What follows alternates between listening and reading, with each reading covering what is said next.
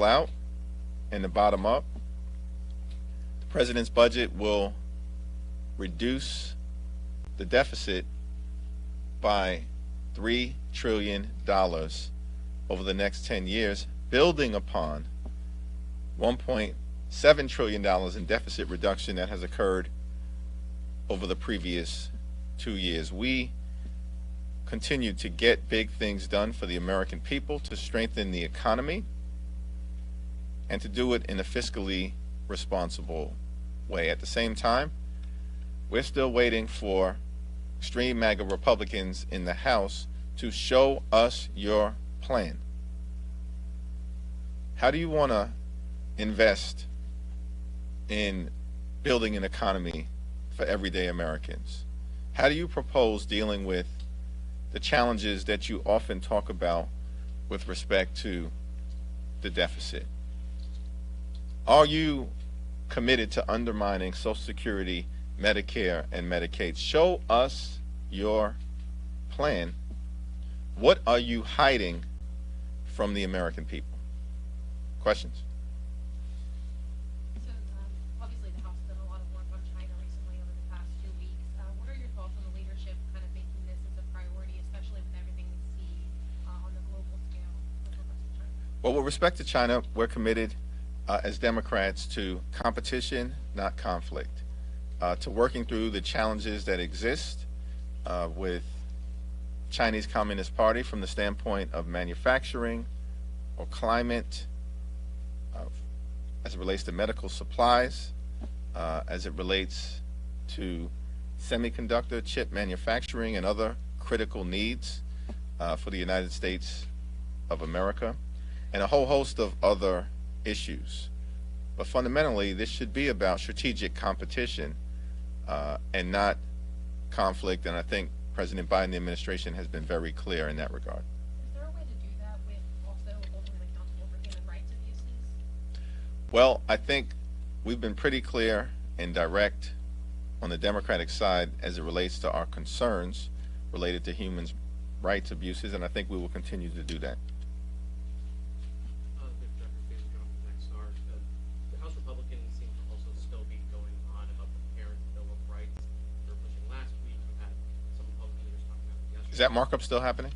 Yeah, it's still going. But what are House Democrats' thoughts on this? Is there a worry that it will possibly pass the House and move on to the Senate? Your thoughts? Well, we remain committed to making sure that we provide the highest quality education to every single child in America. That is what the parents of America want.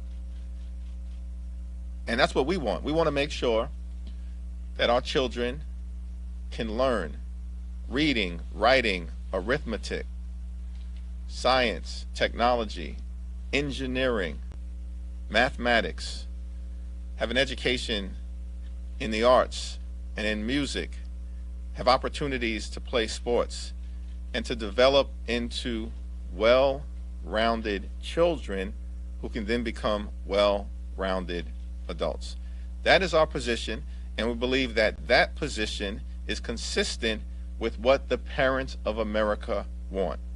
Not right-wing propaganda and culture wars forced down the throats of the American people because of an extreme MAGA Republican agenda.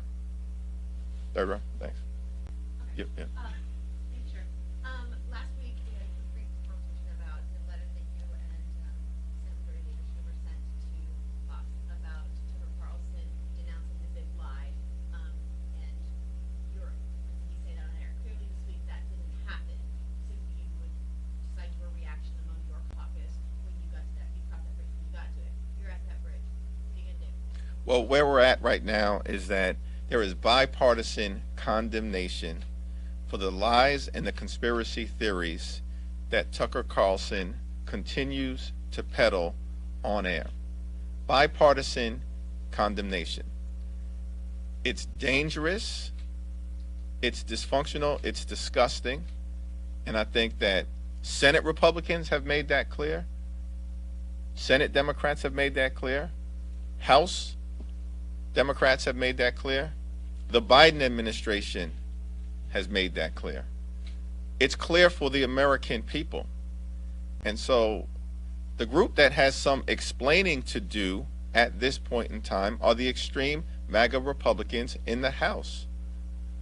Do you continue to stand with this particular media personality who elevates dangerous conspiracy theories and rhetoric when the American people saw with their very own eyes a violent insurrection, an attack on the Capitol, the Congress, the country, and the Constitution?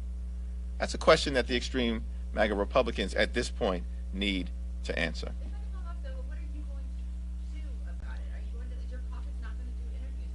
I mean, what are you going to do? You've made this letter. Now what do you do? We're going to continue to work to defend our democracy as we have done.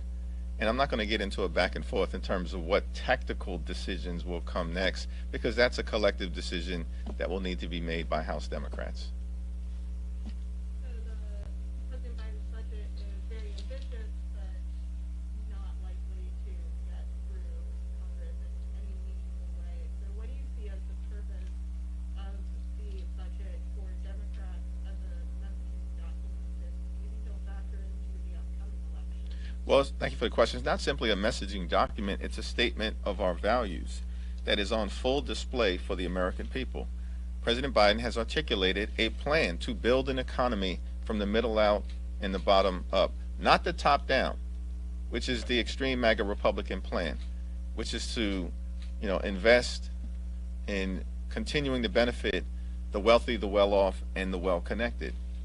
That is a contrast that should be put before the American people.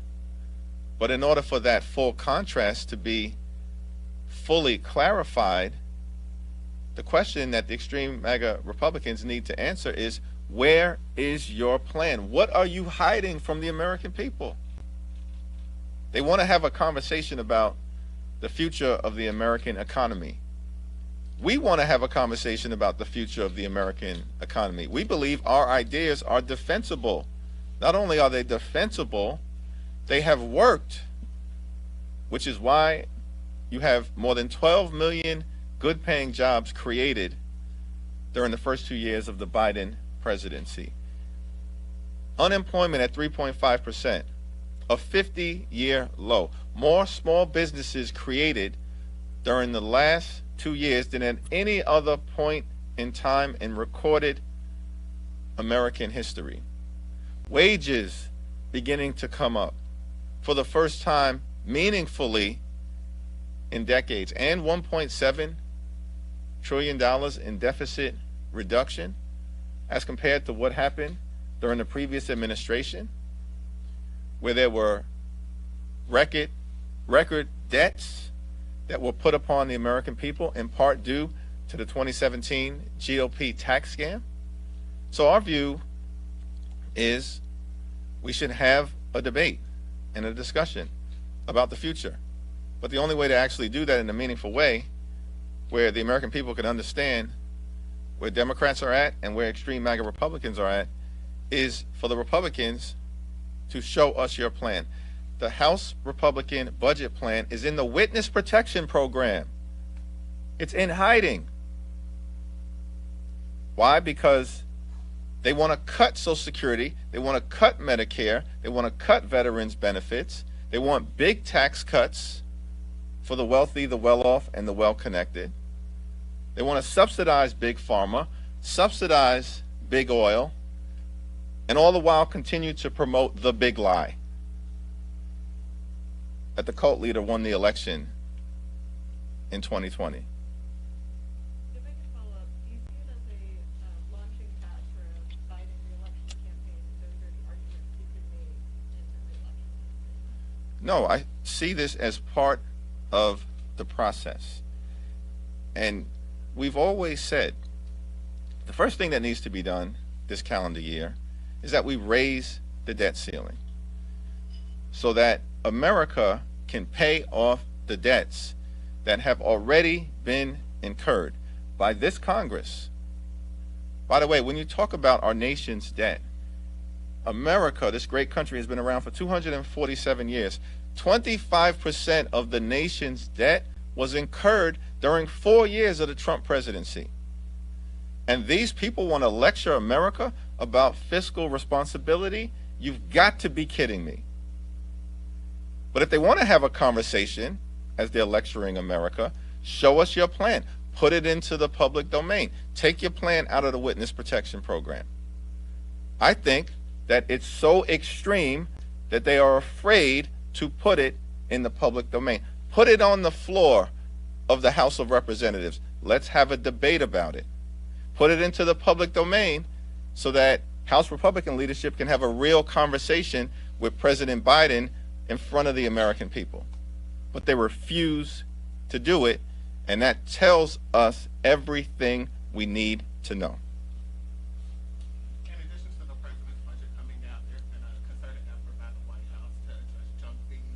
They convened some state leaders around the issue. He mentioned in his State of the Union. I spoke to a few members this week who addressed some interest in potentially addressing the issue. I was curious if that's something that you're going to talk to your GOP colleague, Speaker McCarthy, about somehow legislatively pursuing a fix for the junk fees that Americans are having to pay, whether it's bank overdraft fees, flight fees, any of that.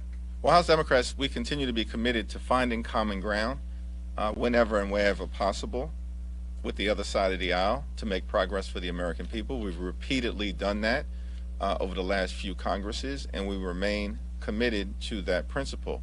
And to the extent that some common ground can be found with great leadership from President Biden to address these junk fees that affect all Americans, not just Democrats or not just Republicans, all Americans, then that is certainly something that I think we would embrace. But that is going to have to play itself out through the normal committee process in developing legislation, hopefully in a bipartisan way, that can hit the floor of the House, be sent to the Senate, and ultimately arrive at President Biden's desk for signature. Second room. Is there a possibility, excuse me, is there a possibility, or do you think that maybe Republicans are trying to run out the clock until it gets closer to the deadline for this budget to possibly get more of a way with the budget? Well, I think what's in front of us now is Secretary Yellen made clear to us in January that we've hit the debt ceiling and that the Treasury Department's ability to utilize extraordinary measures in order to avoid a catastrophic default on our nation's debt will run out in early June. And so that is what is in front of us right now. The responsible thing to do is to lift the debt ceiling and not hold the American people and our economy hostage to the plans of the extreme MAGA Republicans who want to detonate Social Security and Medicare. That is a responsible thing to do. It should be done sooner rather than later.